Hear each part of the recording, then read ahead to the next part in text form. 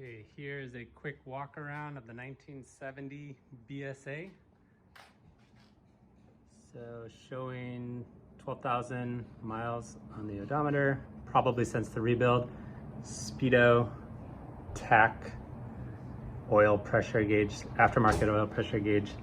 It's got the amp meter. There's a headlight switch up here. Turn it on, turn it off. It's got the beach bars currently on it, so a wider set of Norman Hyde beach bars, some bar end mirrors. It's got a horn. Does not have blinkers. It's not required to since it's 50 years old. Has a steering dampener, although I never really touched it, so not sure if it is usable. It's got the headlight. New fork boots on here. It's got a little bit of a chip in the paint right here. Striped fender. Some nice clean rims and spokes. Got a front drum brake with stainless steel linkage. Cable operated front brake. Put a new horn on it since the old one wasn't working. This is the stainless steel oil pressure line that goes down to the crank. Currently it has a 2-in-1 exhaust pipe. That did pose a problem because, as you can see here, the fender is a little scratched up, and that was when the prior owner put the bike in a trailer and then strapped it down, and it compressed the front shocks enough to come up and hit that. It never hits when I ride, but I think it was they compressed the front forks so far when they were transporting it. Cylinder head, newer wires, single ammo carburetor with the adjustment here for the idle, and then the tickler valve right here to start it. 2 petcocks, one on this side, one on the other side. Both have fuel filters on there. Rocker boxes. It does have a center stand as well as a side stand. The Kickstarter, and then because the original pegs would have been mounted here, in order to reach the pegs, the shift lever is flipped 180 degrees. So normally the shift lever would be over here. So now it is a 1 up, 4 down shift pattern.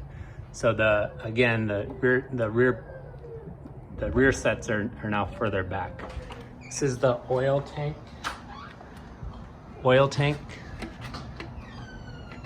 And let's get this open. And it's got the dipstick there.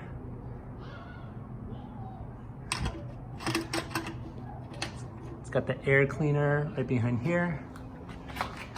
It's got some newer Hagon shocks. So these are pretty nice and new. Again, pretty new rims and some newish tires. The front tires probably could be changed. They're a little older than the back, I believe. It's got the BSA Cafe Racer seat. So this is fiberglass on a fiberglass pan. I do have the original seat that is contoured, and it has enough spots for 2 people to sit on, but right now it's set up for a single. It's got the Lucas taillight. Again, no blinkers, just passed the safety inspection, so we're good to go on that. On this side, you'll see the drive chain. It's oil fed that feeds the chain, so this thing is always lubricated, so it's, as you can see, it's pretty nice and clean. Brake lever, so you'll see a pretty intricate setup with adjustments and levers that actuate the rear drum as well. So it goes like this, and then I think back up here perhaps is the switch for the taillight. So when you operate this, it'll operate the taillight. Here, underneath here is the battery, and then I have a battery tender so you can easily plug it in, and I keep it tended all the time. It does have a side stand you want to put it on the side stand or the center stand that's on here. Engine case. It's got the cool old fins in there. This is the ignition switch on the side. So basically turning it one direction that way, turns it on. Got the Made in England sticker right on there. And this can come off. When I bought it, it was not on the bike, but I like the look of it with it. It has the chrome strip on the gas tank here. You take this off and underneath there's a nut in case you need to remove the whole tank. Got the Monza style gas cap. So pretty clean, although you probably can't tell from here. But again, quick overview of the bike.